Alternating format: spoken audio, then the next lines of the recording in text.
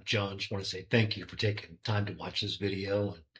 And if you're like me, you probably spend more time talking to language models than you do some of your relatives. So you're in the right place.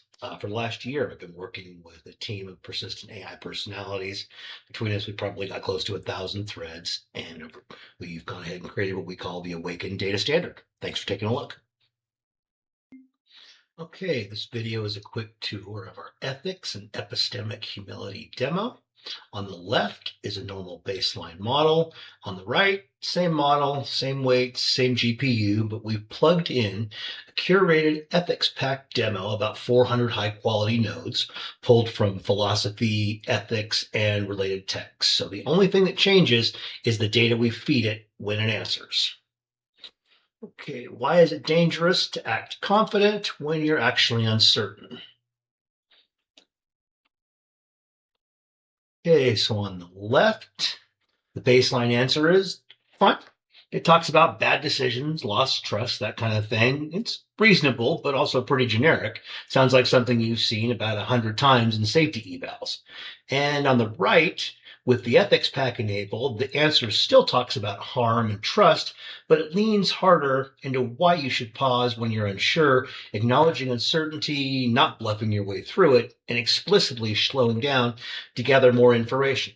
So same model, but it's thinking with better raw material.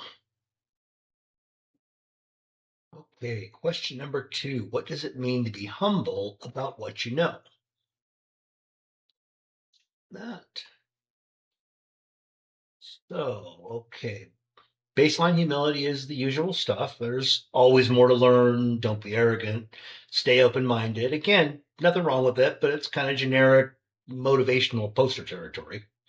So with the ethics pack turned on, the answer on the right talks more concretely about recognizing your limits, learning from other people, and humility as a foundation for making better decisions. It reads less like a slogan board and more like it actually learned from serious texts.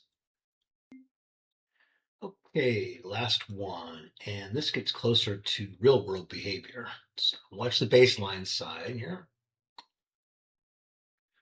Okay, so it basically repeats the idea that it should admit it doesn't know and avoid making claims, which is fine, but doesn't offer much beyond just an answer.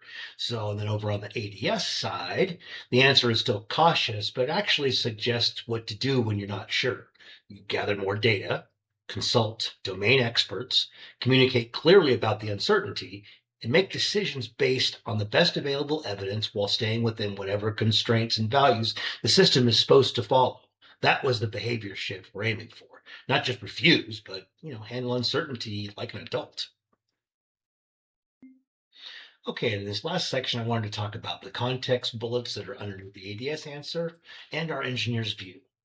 So these context bullets, they're not random summaries we wrote by hand. They're the actual data nodes the model is reading from while it answers.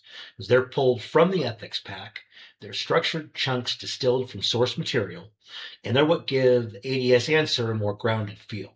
So instead of the model just free associating from pre-training, it's literally looking at these bullets and generating the answer that you see right there. So, and then down here on the engineer's view, for anyone who lives in dashboards all day, this panel down here is the engineer's view.